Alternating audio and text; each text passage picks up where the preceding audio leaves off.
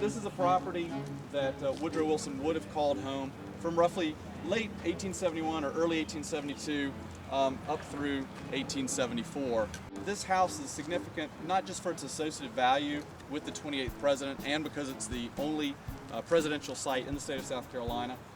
It's also important because this is where historic preservation in Columbia first happened. His family didn't just live here, they built this house. Yes, it's the only house they ever built. So part of our work, we sort of did a pilgrimage to the previous houses they lived in, sort of get a feel for what they knew, and they're nothing like this house. We actually were sort of the leaders of a large group of professionals that came in, historians, archaeologists, structural engineers, mechanical, electrical, plumbing engineers.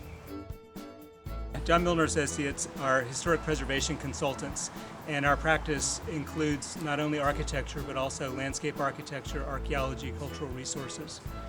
We've been working here at the Woodrow Wilson House for 2.5, maybe 3 years so far, and the first focus of our investigations here were to understand the history and examine the physical evidence here on the property to help guide us in a preservation plan, a master plan for the property. So we delivered that product about a year ago and really gave Historic Columbia Foundation an overview of what this site could be and what all the components were. Based on that report, we did construction drawings for the house and for the grounds, and we have started implementing phase 1 of that project, which is an exterior restoration. It's going to deal with all the weather-related issues as well as structural concerns on the property.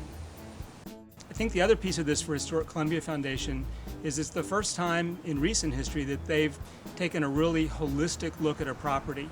Rather than just solving a roof leak, they've said, this house isn't living up to its full potential.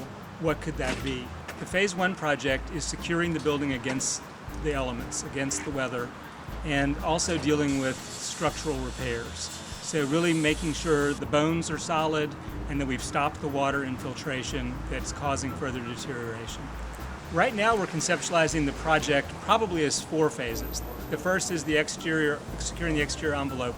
The second one will be building the outbuilding that's going to house mechanical systems. The third phase would be the interior of the house itself.